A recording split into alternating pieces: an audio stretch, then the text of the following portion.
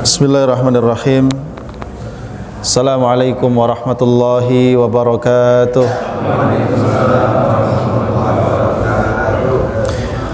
Alhamdulillahi rabbil alamin. Alhamdulillahilladzi nazzala al-furqana ala 'abdihi liyakuna lil alamin nadhira. Asyhadu an la ilaha illallah wa asyhadu anna Muhammadan 'abduhu wa rasuluh. Allahumma salli wa sallim wa barik ala sayyidina Muhammadin wa ala alihi wa ashabihi wa man istanna bi sunnatihi wa da'a bi da'watihi ila yaumiddin. Amma ba'du, rabbi shrah li sadri wa yassir li amri wahlul 'uqdatam min lisani yafqahu qawli. Subhanaka la ilma lana illa ma 'allamtana innaka antal alimul hakim. Allahumma 'allimna ma yanfa'una wanfa'na bima 'allamtana wa zidna ilman ya rabbal alamin. Allahumma ati nufusana taqwaha wa zakkiha anta khairu man zakkaha anta waliyuha wa maulaha. Allahumma inna na'udzubika min qalbin la yakhsha wa min ilmin la yanfa' wa min nafsin la tashba' wa min da'watin la yustajabu laha. Ma'asyiral muslimin, jamaah rahimakumullah. Insyaallah pada kesempatan malam hari yang mudah-mudahan dipenuhi keberkahan ini, kita akan kembali melanjutkan pembahasan kita tafsir surah Al-A'raf ayat 138 sampai dengan 141.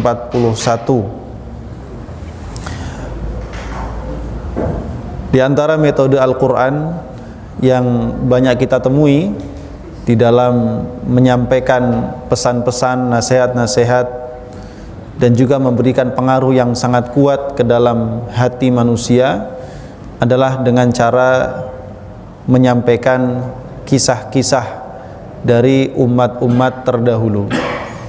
Ini salah satu metode pendidikan yang dicontohkan oleh Al-Quran dan memberikan pengaruh yang sangat kuat dalam pribadi manusia. Dan metode berkisah itu termasuk metode yang paling disukai oleh semua kalangan, dari mulai anak kecil sampai orang yang lanjut usia, semuanya suka dengan cerita.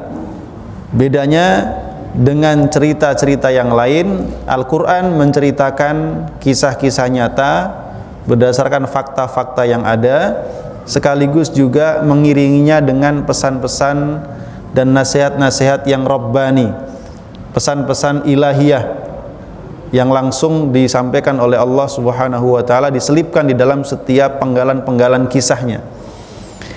Adapun kisah-kisah atau cerita-cerita di luar Al-Quran, terutama cerita-cerita kisah-kisah di luar agama kita, kebanyakan adalah cerita-cerita dongeng. Namanya dongeng ya dongeng, cerita karangan dibuat-buat oleh manusia. Tentu ada pelajarannya, tetapi tentu pengaruhnya tidak sebesar dan tidak sekuat ketika kisah itu merupakan kisah yang memang pernah terjadi sebelumnya. Nah, di hadapan kita jamaah rahimakumullah adalah kisah satu umat, kisah satu bangsa ya, yaitu Bani Israel, yang sebelumnya telah diceritakan tentang bagaimana penderitaan mereka di bawah kekuasaan Fir'aun. Mereka dalam waktu yang sangat panjang tertindas, diperbudak, disiksa, serta dipaksa untuk menyembah selain Allah Subhanahu wa taala. Dan kita akan melihat pengaruh dari ajaran-ajaran Fir'aun ini, yaitu al-wathaniyah. Wathaniyah itu berarti keberhalaan, menyembah berhala. Itu memberikan pengaruh yang sangat kuat terhadap hati dan jiwa Bani Israel, yang nanti kita akan melihat dalam perjalanannya bagaimana perjuangan Nabi Musa untuk menyembuhkan penyakit tersebut. Bahkan diceritakan Nabi Musa alaihissalam mendakwai Bani Israel selama di Mesir itu dalam kurun waktu 23 tahun. Ya, dari mulai Nabi Musa datang sebagai Nabi dan Rasul, ya, kembali ke Mesir, sampai dengan ditenggelamkannya Fir'aun, menurut sebagian riwayat itu sepanjang 23 tahun. Jadi bisa kita bayangkan, yang kemarin Fir'aun diberikan berbagai macam ujian, cobaan, ya, sampai peringatan-peringatan, sampai pada akhirnya batas waktu yang diberikan, kemudian Allah tenggelamkan dia bersama dengan seluruh pengikutnya, itu dalam kurun waktu 23 tahun. Dan selama itu Nabi Musa alaihissalam bersabar di atas perjuangan. Begitu pula Bani Israel, ya, bahkan dalam waktu yang lebih panjang lagi sebelum itu bersabar di dalam cobaan, penderitaan dan ketertindasan.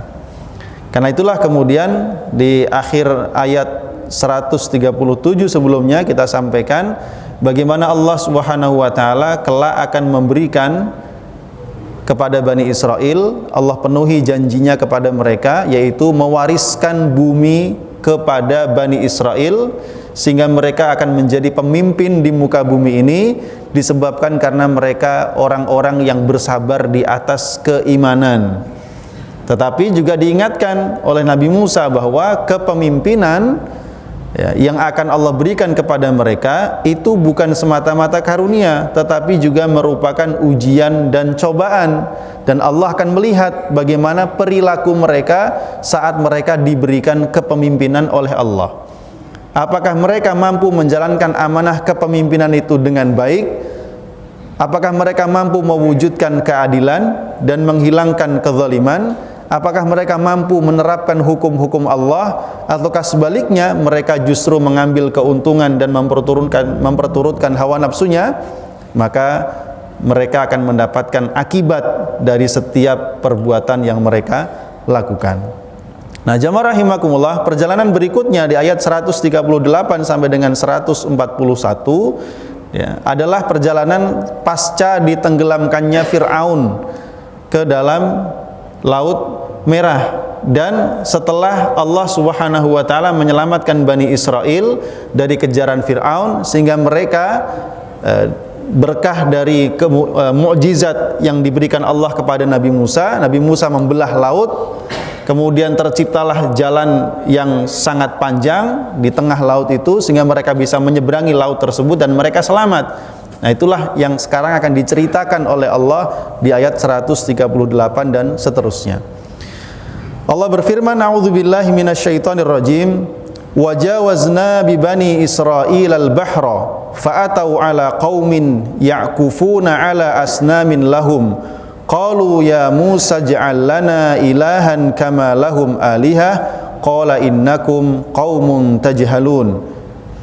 Wajawazna, dan telah kami lewatkan, bi bani Israil, Bani Israel, al-bahra, Laut Merah, dan kami telah menyeberangkan Bani Israel di Laut Merah, ya, dengan mukjizat Nabi Musa alaihissalam.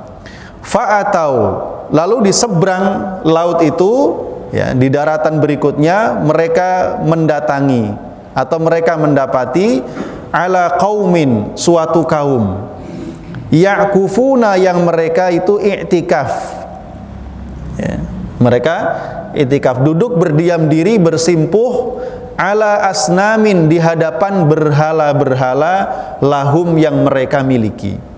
Jadi setelah nyebrang laut, ya, rupanya mereka selamat dari Fir'aun, tapi di daratan berikutnya mereka menemukan satu bangsa, satu umat yang mereka menyembah berhala-berhala. Nggak cuma satu, banyak. Ya, diceritakan bahwa mereka ini adalah bangsa Kan'an dan Al-Amaliqah. Kan'an ini berarti masih ada keturunan dari Babilonia, Irak. Adapun kalau Amaliqah ini bangsa Arab, ya, pindahan atau ya pindahan dari wilayah Yaman, ya. Nah, jamaah rahimakumullah, mereka ini adalah orang-orang penyembah berhala. Ketika mereka ini menyaksikan orang-orang yang tinggal di daratan tersebut menyembah berhala, rupanya hal itu membuat hati mereka tertarik. Nah, ini penyakit lamanya muncul. Tadi kita sampaikan mereka sudah puluhan tahun atau bahkan mungkin ratusan tahun berada di bawah kekuasaan Fir'aun, diperbudak dan dipaksa menyembah berhala, dipaksa menyembah Fir'aun. Jadi ada sisa-sisa kemusyrikan, ada sisa-sisa jahiliyah, ada sisa-sisa wathaniyah, keberhalaan di dalam hati mereka. Ya. Walaupun sudah didakwai oleh Nabi Musa selama 23 tahun, yang artinya berarti mereka semua ini sudah beriman kepada Allah, tapi begitu mereka menyaksikan ada orang-orang kok kayaknya nyembah berhala asyik gitu, mereka tertarik. Karenanya kemudian mereka berkata kepada Nabi Musa alaihi salam, mereka berkata, ya Musa, wahai Nabi Musa, ij'al, jadikanlah lana untuk kami ilahan, satu Tuhan. Buatkanlah untuk kami satu Tuhan, kama sebagaimana lahum, mereka memiliki alihah, Tuhan-Tuhan.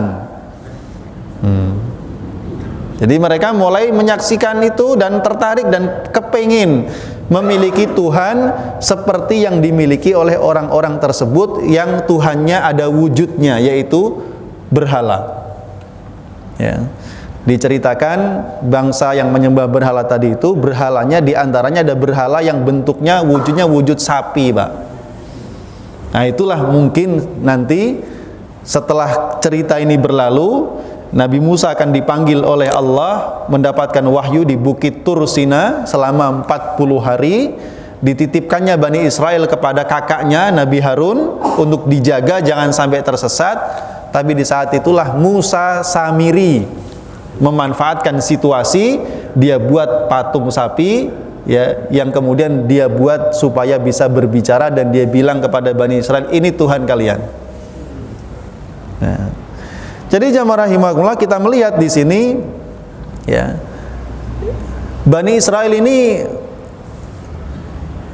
gimana kita bilang, akal pikirannya nggak nyambung gitu.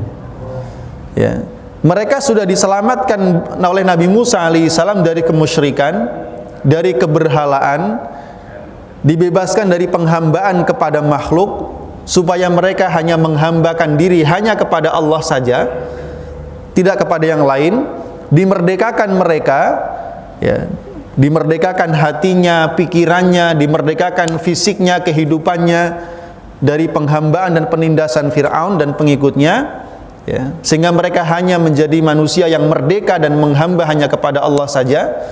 Tetapi sekarang mereka malah minta kepada Nabi Musa untuk dibuatkan berhala Tuhan yang notabene merupakan benda mati, tidak bisa bicara, tidak bisa mendengar, tidak bisa melihat, tidak bisa memberikan manfaat, tidak bisa menolak mudarat, ya. Tapi itulah, nggak tahu isi pikiran mereka bagaimana. Karenanya Bani Israel, ya itulah Bani Israel, ya, keras kepala, ya. Bahkan kalau seandainya yang kita bilang ini, kalau seandainya mereka hanya minta izin kepada Nabi Musa minta izin, ya kami mau buat berhala, mau kami sembah, itu mungkin masih agak masuk akal. Tapi ini enggak, mereka dengan sangat tidak bersalah dan tidak punya malu, malah meminta kepada nabinya, yang jelas-jelas nabi itu, Nabi Musa adalah seorang utusan Allah yang diperintahkan untuk mengajarkan tauhid dan membatalkan semua Tuhan-Tuhan selain daripada Allah Subhanahu wa ta'ala. Loh, kok nggak punya malu gitu, ya. Nah ini kalau kita renungkan jamaah rahimakumullah, ya, maka kita nggak bisa berpikir gitu, gimana kok bisa Bani Israel memiliki pikiran seperti demikian, ya. Ya, jadi mereka meminta demikian. Karenanya Nabi Musa alaihissalam marah.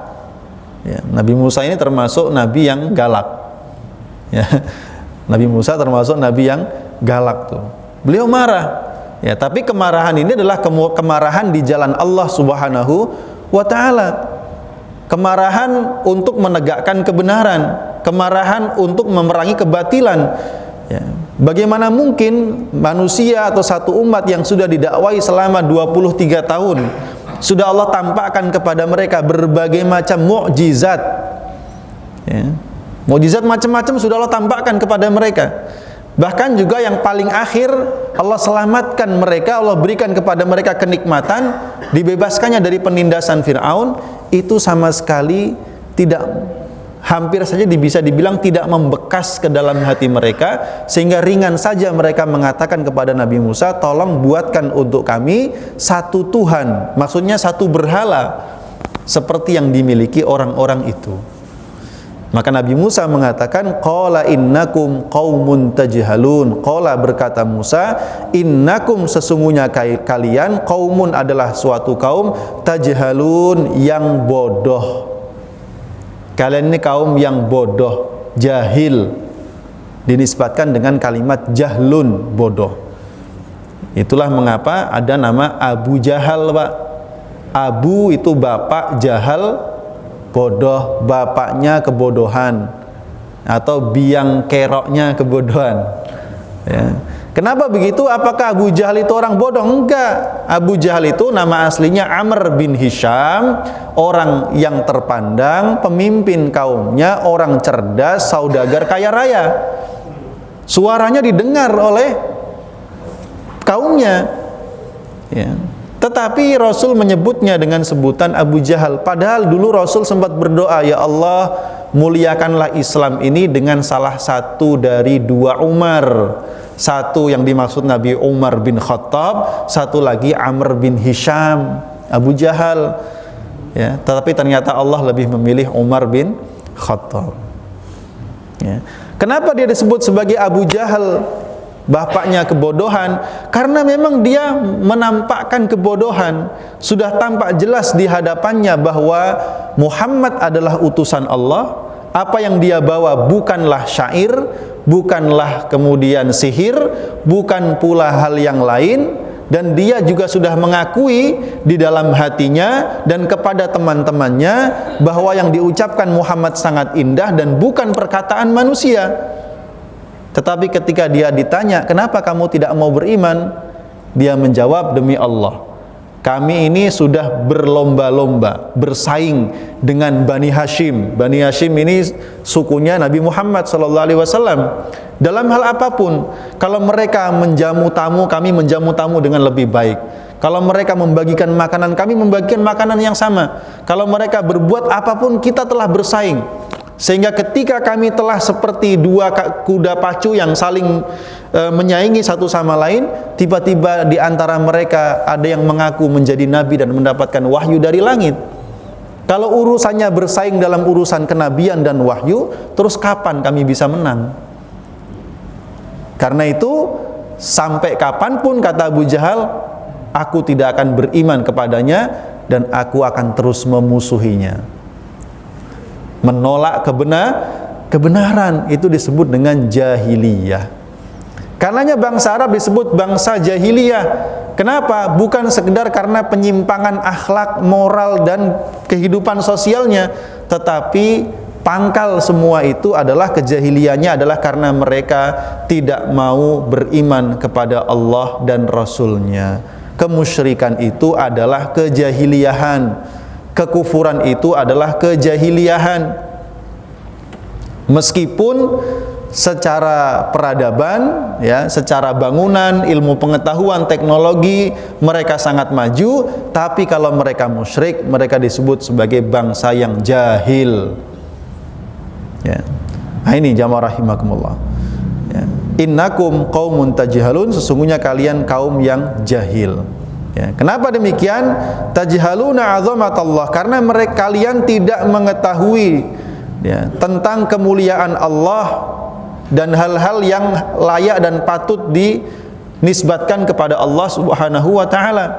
Orang-orang yang mengenal Allah tidak akan berbuat musyrik, tidak akan menyembah berhala, tidak akan menyembah selain Allah, karena dia tahu Allah itu maha suci dan Allah itu Maha Esa, tidak membutuhkan kepada siapapun di antara makhluknya.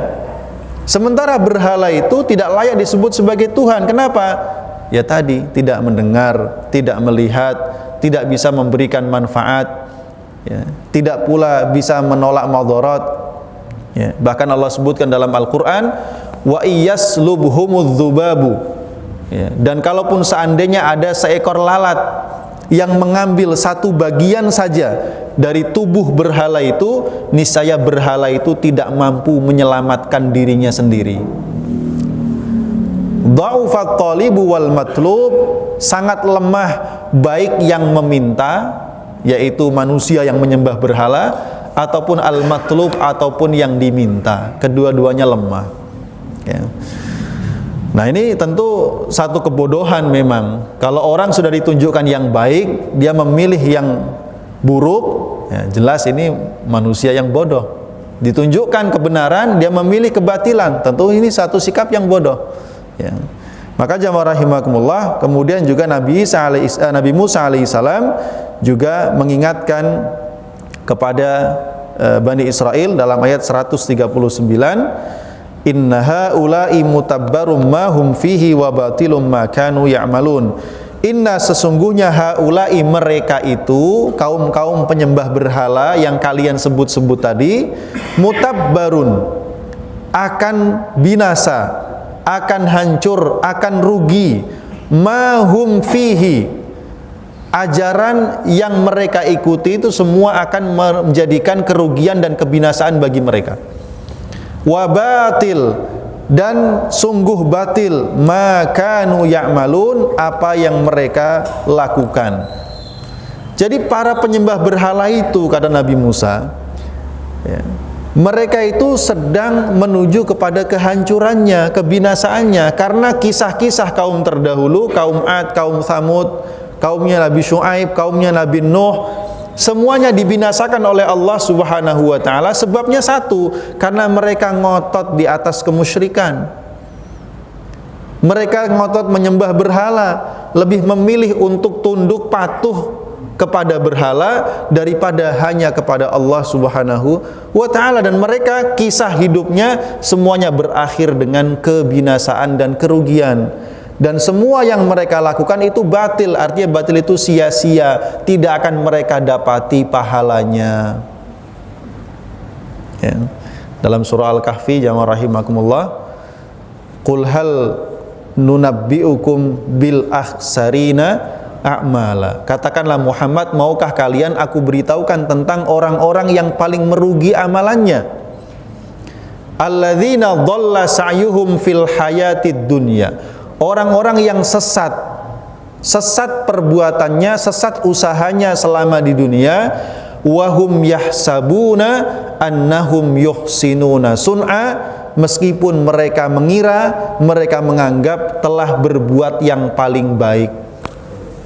Ketika di dunia mereka merasa berada di atas kebenaran, mereka merasa telah berbuat kebaikan, menyembah berhala, memberikan sesembahan-sesembahan, memberikan korban-korban untuk berhalanya, lalu meminta kepada berhalanya ini, itu, dan lain sebagainya. Mereka mengira berada di atas kebaikan dan kebenaran, tapi nyatanya kelak mereka menjadi orang yang paling merugi. Sudah lelah di dunia dengan ibadah-ibadah yang salah, ya, mereka mengira mendapatkan pahala dan kebaikan, ternyata kelak di akhirat mereka menjadi manusia yang paling rugi. Karena ini menjadi sebuah peringatan yang diberikan Nabi Musa kepada kaumnya, kalau kalian mengikuti cara beragama mereka, yaitu menyembah berhala, yang artinya kalian adalah menyekutukan Allah, ya, maka nasib kalian akan sama seperti mereka. Ya, tentu ini peringatan yang cukup keras. Inna haula'i mutabbarum ma hum fihi wa batilum ma kanu ya'malun. Ya. Kemudian jamaah rahimakumullah, hal ini juga pernah terjadi di masa Rasulullah sallallahu alaihi wasallam. Saat Rasul dan para sahabatnya ini rombongan berangkat untuk perang Hunain. Ada beberapa pasukan ini yang baru masuk Islam. Mereka melihat orang-orang musyrik itu punya pohon yang mereka sucikan. Ya, setahun sekali diberikan sesajen dan macam-macam. Dan mereka orang-orang kafir itu suka menggantungkan pedangnya di pohon itu. Ya, tentu orang kafir itu merasa kalau digantungkan senjatanya, diharapkan senjatanya makin hebat gitu, Pak. Ya, mungkin ada apanya gitulah ya.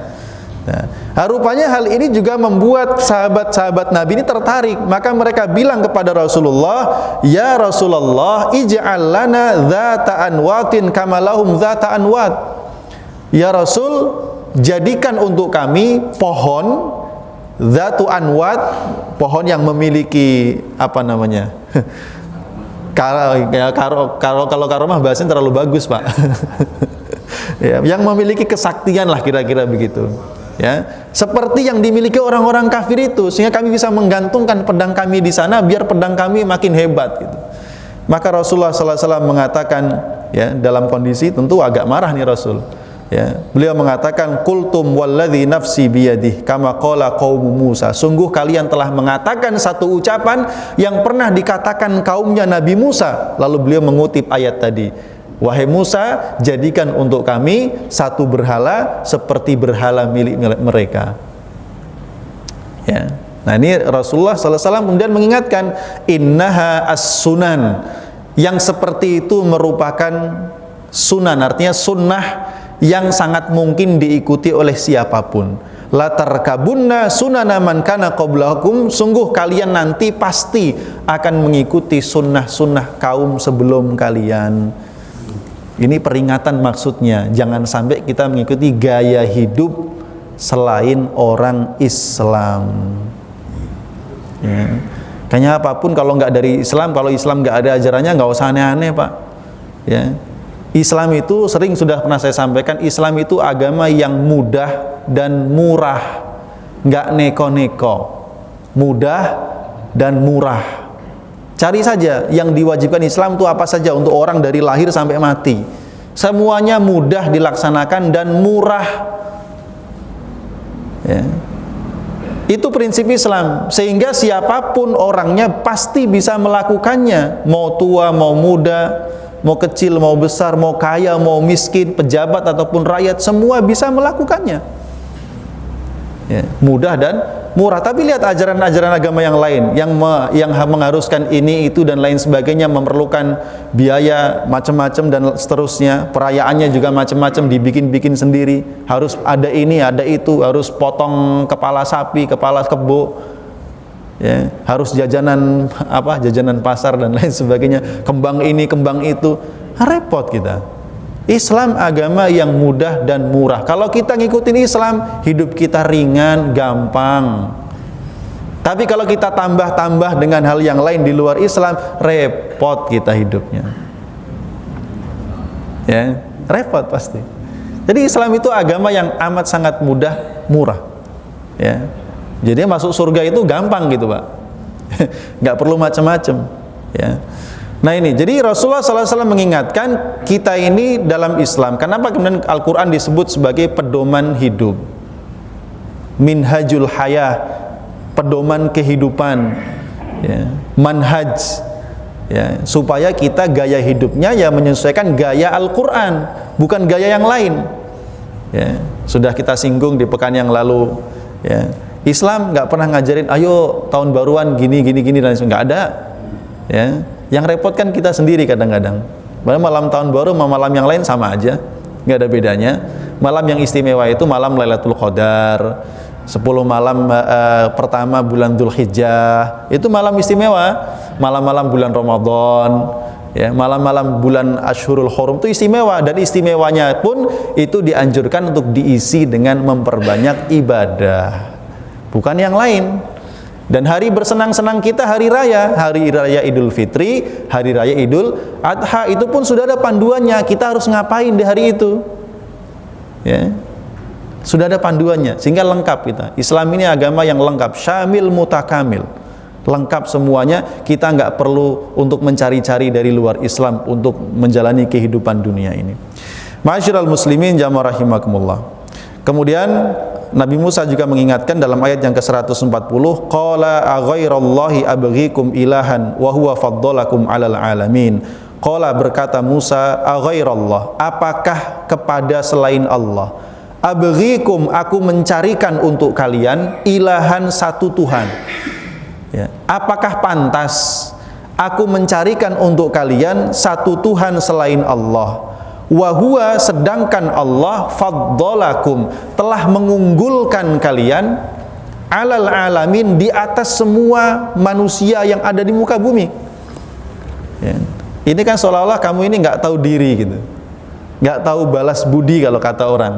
Ya. Allah sudah mengunggulkan kalian, kalian menjadi bangsa yang terpilih. Allah muliakan kalian dengan apa, Pak? Kalian keturunan para nabi, keturunan Nabi Ibrahim, Nabi Ishak, Nabi Yakub, Nabi Yusuf. Lalu di antara kalian diangkat banyak nabi. Allah kirimkan kepada kalian nabi dan rasul dari golongan kalian sendiri.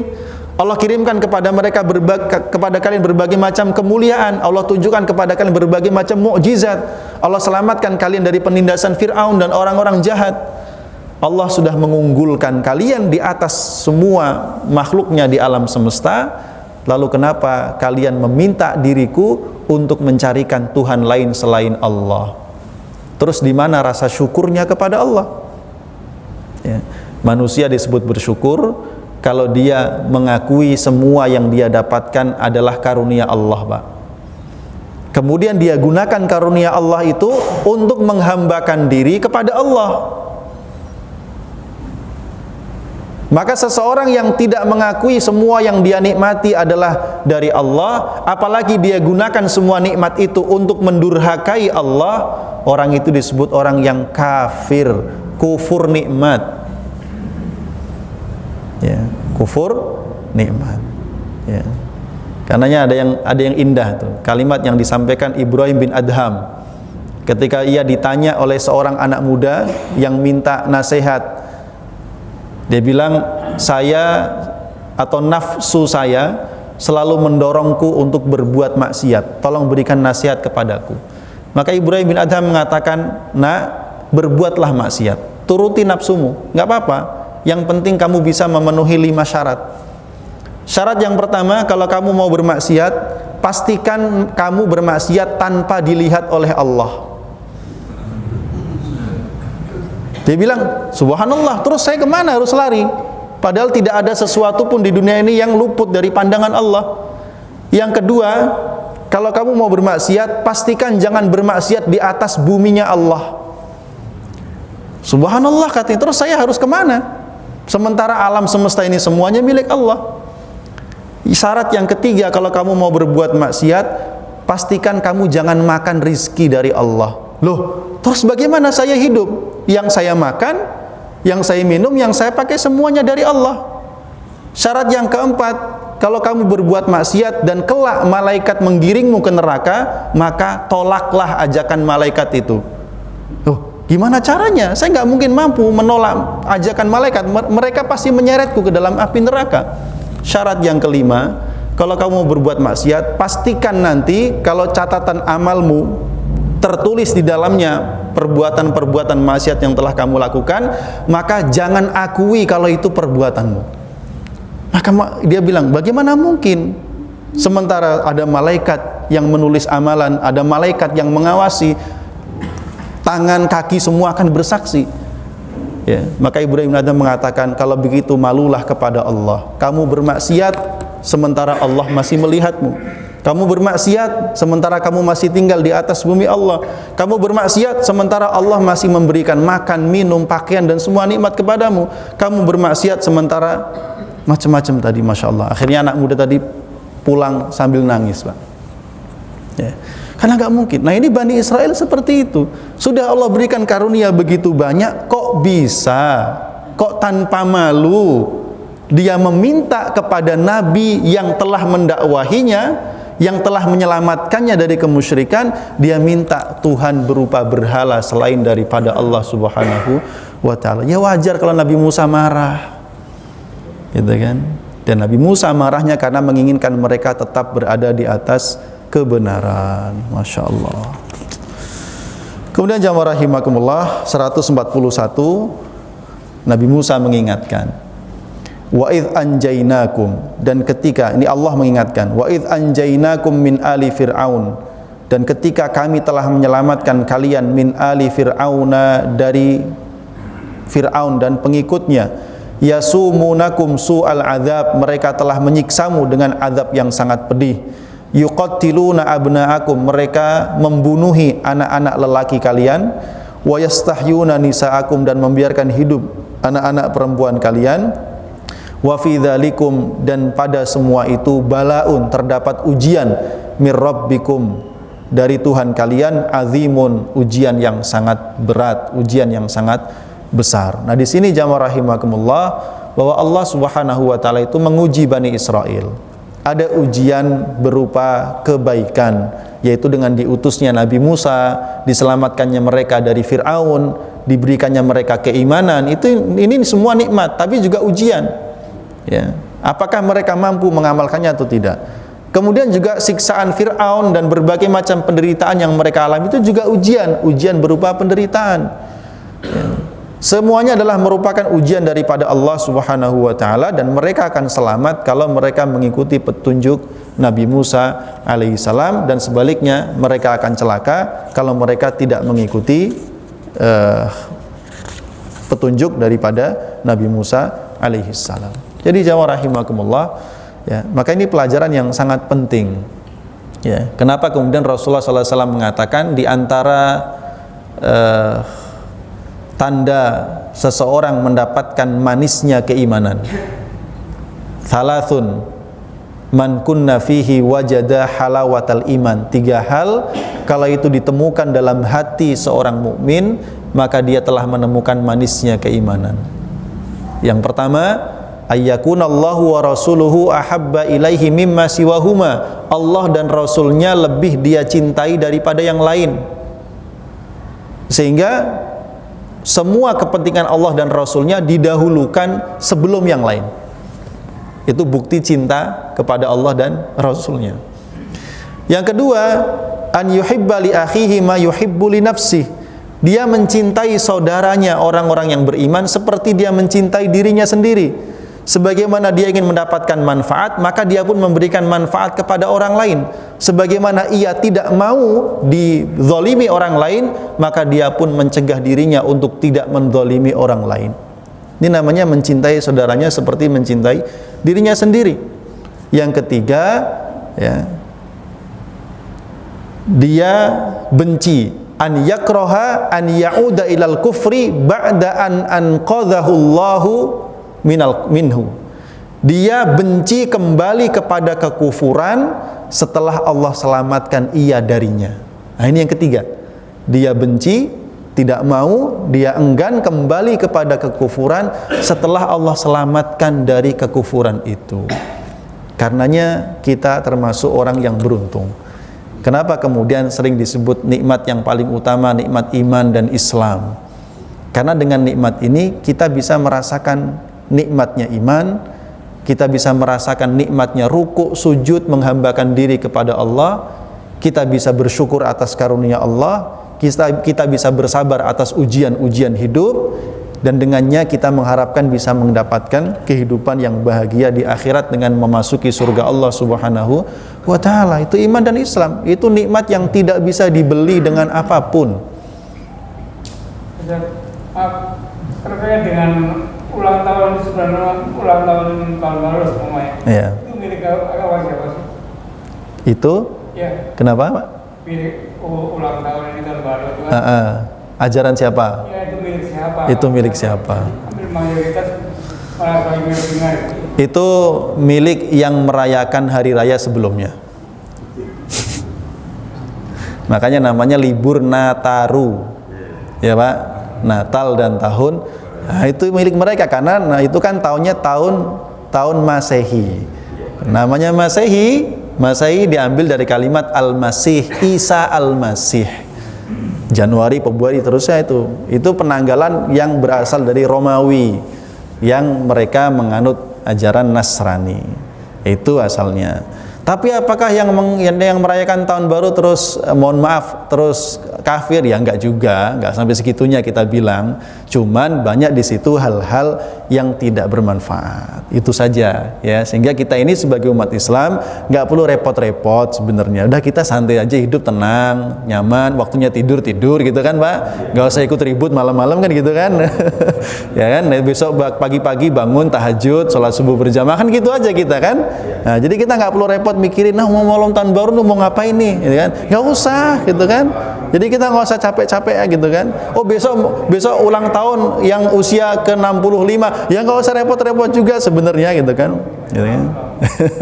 Gitu. Jadi itu sebenarnya kita sampaikan bahwa hidup kita ini, Islam itu memandu hidup kita itu ringan, mudah, murah, ya nggak perlu repot-repot, gitu kan? Nggak perlu memaksakan diri, ya. Yang perlu kita pastikan jaga iman Islam itu karena Allah berwasiat, ittaqullaha haqqa tuqatih wala tamutunna illa wa antum muslimun. Jangan mati kecuali dan membawa Islam. Coba kemarin video yang viral itu, setelah video pejuang Palestina yang gugur ditembak itu dan meninggal dalam kondisi sujud, setelahnya kita dapat video viral lagi seorang imam masjid sholat subuh meninggal dalam keadaan sujud. Itu kematian yang kita inginkan, gitu kan? Itu yang perlu kita kejar, yang perlu kita pastikan, yang perlu kita perjuangkan. Bahkan kita kalau perlu mengorbankan apapun kita korbankan, gitu loh. Kalau kita bisa beli mati begitu, kita beli, Pak. Betul, Pak? Kalau kita bisa beli kematian, kita beli apapun harganya, ya. Tapi kadangkala itulah kehidupan dunia ini banyak melenakan kita.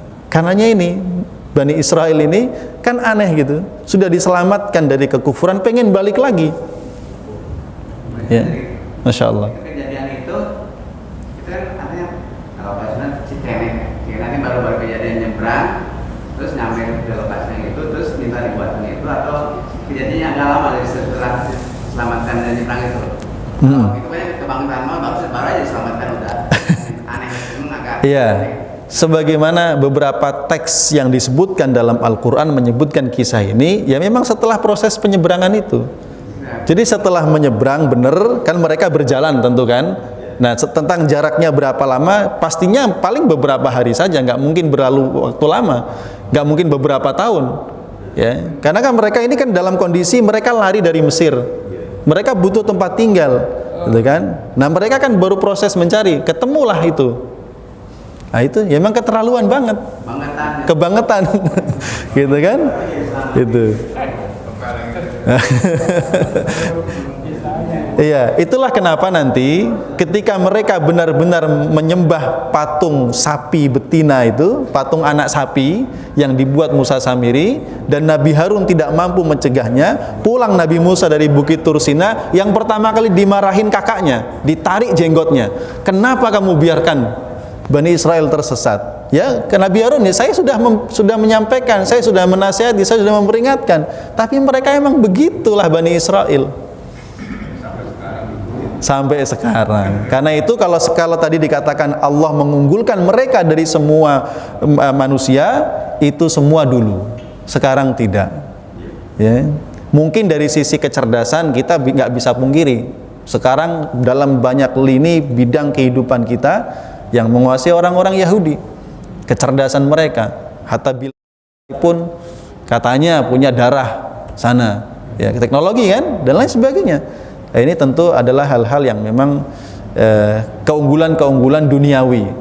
Tetapi dalam sisi kemuliaan keimanan, tentu Allah Subhanahu wa taala telah memilih, ya, kaum muslimin umat Rasulullah sallallahu alaihi wasallam sebagai umat yang terbaik. Kuntum khaira ummatin, kalian umat terbaik, ukhrijat linnas, yang dikeluarkan kepada manusia karena kalian beramar ma'ruf dan nahi mungkar dan beriman kepada Allah Subhanahu wa taala. Subhanakallahumma wa bihamdika asyhadu an la ilaha illa anta astaghfiruka wa atubu ilaik.